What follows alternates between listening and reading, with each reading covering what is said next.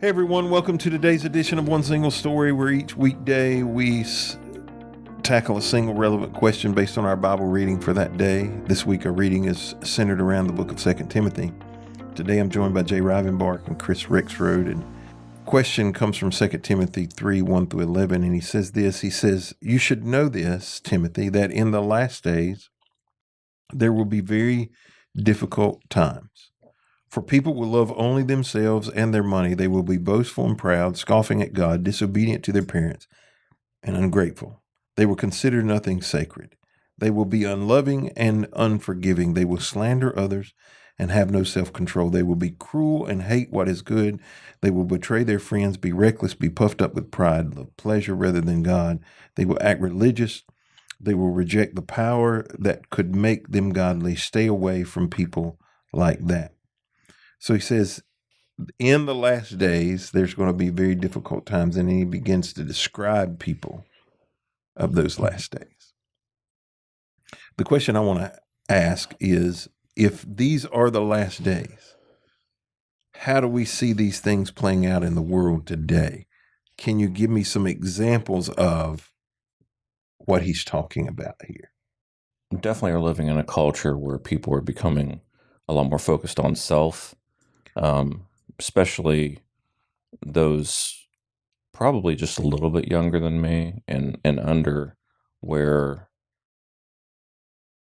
it has more to do with almost kind of like self-branding and self-promoting through social media and stuff like that, being different. I'm trying to think what they're called. Influencers, thank you. I was trying to say idols, influencers. Same difference. Yeah, it is. It is the same difference. Having that mentality through a large group of people, even a couple of generations, I think leaves them very susceptible to adapting, well, we'll say doctrine here, not going by sound doctrine, but by going by something and adjusting it a little bit, or tuning into somebody that feeds into what they're wanting to promote or what eases their conscience on how they're living their life. And then because they're in those positions, they'll be promoting that as well. So I think we have a pretty large generation right now that could easily fall into that category of just giving into whatever they're listening to, whatever their itching ears are desiring. I think we see pretty much all these descriptions play out on a level greater than we've ever seen before. Every one of these descriptions, you can see them. They're all around you. You don't have to look on the news to find them. I mean, just go to the local store and you see a lot of these behaviors and lack of self-control and the attitudes and demeanor of people. But the one that stood out to me, or at least the perspective that I looked at it from, was the one where he said, where people love pleasure rather than God. And I tried to think of the context of church, where it seems, at least in contrast to time when I grew up in church, where church was a center point of life. Everything else flowed around it, where our culture now has become, it seems, that pleasure. And that can take on a lot of forms. I know I'm on dangerous territory here, where anything that would fall under the label of pleasure, it seems, for so many, have become more important than a commitment and focus to the things of God. And I may be stretching the application of that, but that is the way I see that, where pleasure has become more important than God. And there's a lot of practical examples we can name, but then we're going to start making people mad. Sometimes they need to see it. Well, for instance, what sporting events, for instance, it seems like for families that, for many of them, not all of them, but for many of them, that the love of pleasure, because they're deriving a sense of pleasure out of activities, has, at least on that level, overridden the commitment to the things of God. And unfortunately, I think you won't see the magnitude of the fallout, the repercussions of that, until a generation later, or two, after that. And so when I read through these and was trying to look and see, I can see all of these applications. But when I got to that one in particular, I was like, That's one I wish that we didn't see, but unfortunately, it appears to be growing more and more. We had people where I was at before that when summertime came around, they were the lake people, and they would just disappear from church, even though they were within 15 to 20 minutes of church. They just would stay home and watch online, just because they were going to the lake and they had a house there and everything. And I think some of those things like that too, things that you really enjoy that seem harmless, you could allow that to affect your relationship and with God, and then also with the church itself. There are lots of these I could give, I think, concrete examples for. Verse 5 there, where he says they act religious, but they will reject the power that could make them godly. Inside the church, this has creeped in from the outside. I want to say it from the outside. We live in an age where there is an excuse for every kind of behavior. It was, I don't want to discount things like mental health and counseling and the value of treatment. But we live in a time where everything is trauma. Mm-hmm. And if everything is trauma, nothing is trauma. That's the reality of it. If everybody is traumatized and everything is trauma, then nothing is trauma. That it's normal. Right. Okay, then you can't say it's trauma if everybody's experiencing it. You know, but what happens is we excuse away behaviors because of past and experiences and all sorts of things. And we don't resort to the fact that the power of God can change you. He says they talk about religion, they talk about salvation, but they reject the power that could make them live a godly life. And, you know, I've even had this conversation with someone recently about a particular issue. And they're like, you know, that can only be fixed with counseling and treatment and, you time, know, intentionality, and a lot of steps to the process. My argument against that, and I don't want to discount those processes, but my argument against that is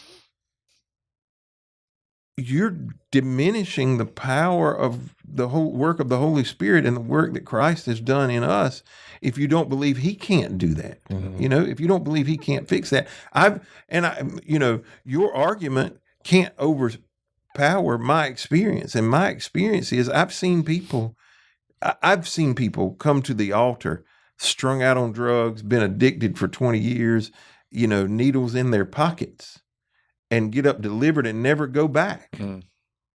Never turn back. They didn't need counseling. They didn't need rehab. They didn't need detox. All they needed was that change. Now, does it work that way every time? The answer is no. But that's an extreme example. But, you know, you're not a liar because your mom and dad got a divorce or because your uncle was a drug addict. The power of the Holy Spirit can help you overcome that and help you live a godly life. I don't want to go to preaching here, but that's kind of what I feel like. And we make all kinds of excuses for ungodly behavior when the work of the Holy Spirit in us should be leading us to live a godly life in spite of our experiences, in spite of what has happened to us, in spite of what we might call trauma or difficulty or pain we've experienced. The goal of the Holy Jesus died for more than fire insurance. And, you know, go ahead. No, I was going to say in that application of verse 5, they'll act religious but reject the power. I think it's twofold, as you said, that you can't and should not deny the power of the miraculous deliverance of the power of the Holy Spirit in one's life, nor should you reject the power of a process of healing and deliverance.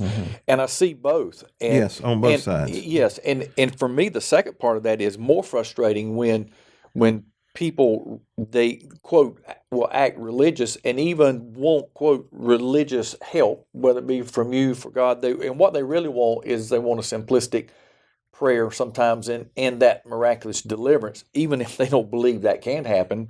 But they will also reject the power that comes through the process, where you try to connect them with people and resources to find healing and deliverance, and then they just reject it. They choose not to. So they want to have some sense of religion about them, but not the power, either direct, instantaneous, miraculous, or the power of the process.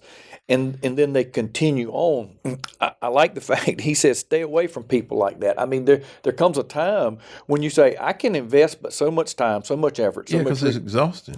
Well, and because you're not making any application to this. On the other side of the people you're talking about, the only thing they would accept is some miraculous instantaneous healing. That's the only thing they would accept. Not they don't want any process. They don't want the power of the process. Right. Yes. And, even because that requires discipline, time, investment, effort. Yeah, all the above. Consistency. Yeah. Or lack of what they believe to be submitting to a lack of spirituality. If you're spiritual enough, yes, God's going to do it, and it's an over exaggeration. Yes. Any other of these traits that you wanted to discuss, that you think in these days we see that you could give an example of? I think the self-control one is one that everybody, you can see that everywhere. And that could come from habits, from diet. I mean, you name it, living a spiritual life. I think that lack of self-control that goes to speech, social media, and the list could go on and on and on, extrapolated from that one attribute that our culture is saturated with. That I think is evidenced. Yeah, I wonder if other generations read this and thought this is us. Because like when I read verse 2, people will love only themselves and their money. They will be boastful, proud, scoffing at God, disobedient to their parents, and ungrateful. You talked about influencers earlier. Mm-hmm.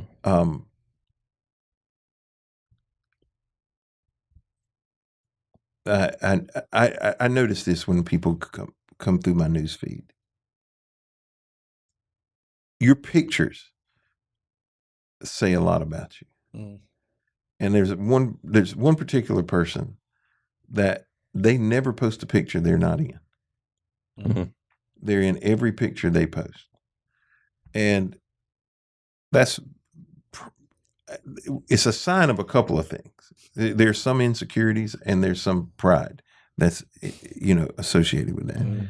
And but people who are ungrateful, proud, we live in a time where God is scoffed at significantly. Yeah. As a matter of fact, I don't think we're too far from people who identify as Christians being persecuted in America.